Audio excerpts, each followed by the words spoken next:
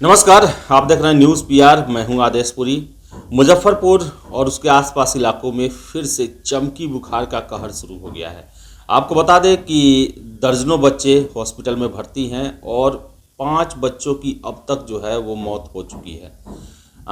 4 वर्षीय एक और बच्चे ने अभी दम तोड़ दिया है कुछ देर पहले ही। और आपको बताएं कि चमकी बुखार जो है मुजफ्फरपुर और उसके आसपास के इलाकों में हर एक साल गर्मियों के दिन में जब लू चलता है, जब बहुत ज़्यादा गर्मी रहती है, तो ये बीमारी बच्चों में सबसे ज़्यादा होती है। और 2019 में तो लगभग 200 से ज़्यादा बच्चों की मौत हो गई थी इस बीमारी के कारण। आपको हम बता दें कि जो खबर आई है कि एक 4 साल के बच्चे की मौत हुई है, जो कि शिवहर के ज़िले का रहने वाला था। उससे संबंधित खबरें आई हैं कि बता दें आपको कि इसमें दिया हुआ है कि बारिश और बाद में तापमान बढ़ने से मुजफ्फरपुर और आसपास के ज़िलों में एईएस यानी कि इन्फ्लुएंजा फिर से सिर उठाने लगा है। बच्चों को अपना शिकार भी बना रहा है। मुजफ्फरपुर स्थित एसकेएमसीएच में एक और बच्चे की मौत एईएस की बीमारी से हो गई।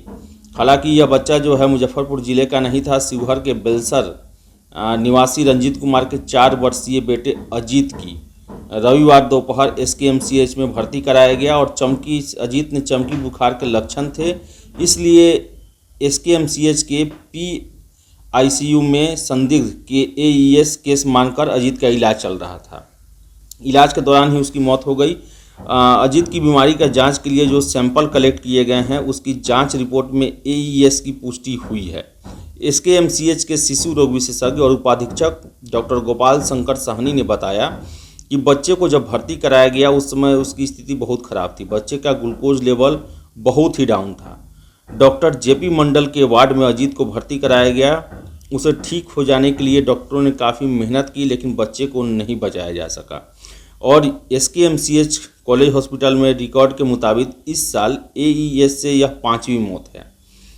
वही एसकेएमसीएच में अब तक 26 बीमार बच्चों में एईएस की पुष्टि हुई है।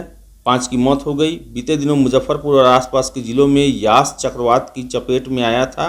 बारिश भी हुई थी। उसके बाद से 2-3 दिन तेज़ धूप होने लगी। इस वजह से तापमान और नमी दोनों ज़्यादा है। इन्हीं हालातों में एईएस अटैक ज़्यादा करता है। डॉक्टर सहनी ने लोगों को सलाह दी है कि ऐसे मौसम में बच्चों को घर में रखें और भरपूर खाना खिलाएं।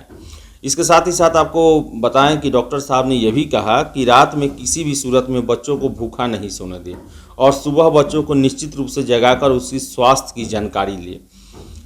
एईएस के बचाव के लिए जिला प्रशासन का साप्ताहिक जागरूकता चौपाल कार्यक्रम जारी है। सूचना जनसंपर्क पदाधिकारी कमल सिंह ने बताया कि प्रत्येक शनिवार को पदाधिकारी किसी न किसी पंचायत में जाकर चौपाल लगाते हैं और लोगों को एईएस से बचाव और बीमार होने पर बच्चों की इलाज की जानकारी देते हैं।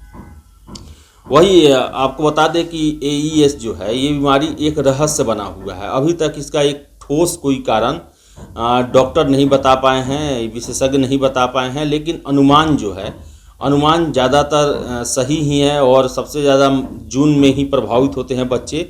डॉक्टर जो है वो मौत का कारण बताते हुए कहते हैं कि बिहार में दिमागी बुखार के 98% मरीज हाइपोग्लाइसीमिया से पीड़ित हैं।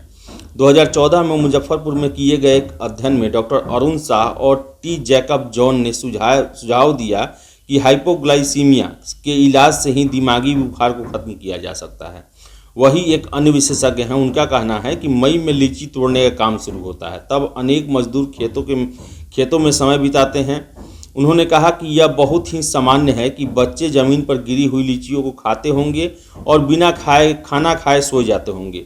इसके बाद रात के समय में लीची में मौजूद विषाक्त पदार्थ उनका ब्लड शुगर लेवल बहुत कम कर देता है और ये बच्चे सुबह के समय बेहोश हो जाते हैं। हालांकि स्टेट सर्विलांस अधिकारी जो हैं रागिनी मिश्रा कहती हैं कि अगर लीची में मौजूद विषाक्त पदार्थ के कारण हाइपोग्लाइसीमिया होता तो ये मामले हर साल इतनी मात्रा में सामने नहीं आने चाहिए। हर तरह की सामाजिक आर्थिक स्थिति वाले बच्चे को प्रभावित करने चाहिए। इस साल मौत के सभी मामले निम्न वर्ग आय वाले में ही सामने आए हैं। उन्होंने यह भी कहा कि दिमागी बुखार के कारण अभी भी शोध किया जा रहा है, तो वही हाइपोग्लाइसीमिया दिमागी बुखार का कारण कुपोषण, गर्मी, बारिश की कमी और अतड़ियों से संबंधित संक्रमण हो सकते हैं। तो ये अलग अलग अपने विचार हैं जो चमकी बुखार है इसको लेकर। लेकिन सबसे जो महत्वपूर्ण इसमें यही कहा गया है, सभी जो शोध हुए, कि बच्चे को आप किसी भी हालत में रात को भूखा ना सोने दें, खाना खिलाते रहें। धूप तब जब तेज़ हो तो बाहर ना निकलने दें। वाटर लेवल, पानी का जो लेवल होना चाहिए वो मेंटेन होना चाहिए। मीन्स बच्चे को हमेशा कुछ ना कुछ खिलाते पिलाते रहना चाहिए। और काफ़ी ध्यान देने की ज़रूरत है। जब सुस्त पड़े बच्चा या फिर बेहोशी उसको नज़र आए तो आप तुरंत उसे हॉस्पिटल ले जाएं जहां उसका इलाज होगा। आपको बता दें कि जापानी बुखार भी इसे कहा जाता है और मुजफ्फरपुर और उसके आसपास के ज़िलों में ये क्षेत्रीय ये बुखार है जहां पर सबसे ज़्यादा इसका प्रभाव रहता है। वही बिहार के अन्य ज़िलों में इसका कोई न के बराबर प्रभाव रहता है। तो अलग अलग शोध हैं। कुछ लोग लीची को इसका जिम्मेवार मानते हैं। इस कारण से बहुत लोग जो है अपने बच्चों को लीची खाने से मना करते हैं। लेकिन अभी तक सटीक इसके बारे में जानकारी पूरी तरह से नहीं मिल पाई है।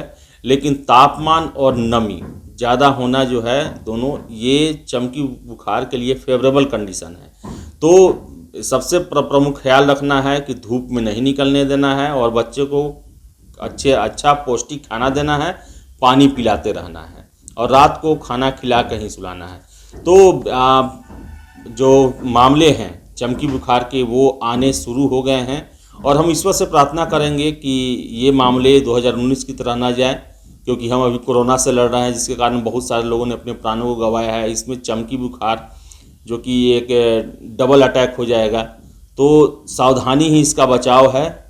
हालांकि सरकार जो है वो जागरूकता अभियान चला रही है, गांव-गांव में पंचायत में चौपाल लगाए जा रहे हैं, लेकिन खुद के स्तर पर भी ये ज़्यादा सतर्क रहने की ज़रूरत है और अपने बच्चों और आसपास में रहने वाले लोगों को जानकारी भी देना ज़रूरी है कि अभी चमकी का समय चल रहा है और ऐसे में अपने बच्चों का खास ध्यान रखने की ज़रूरत है।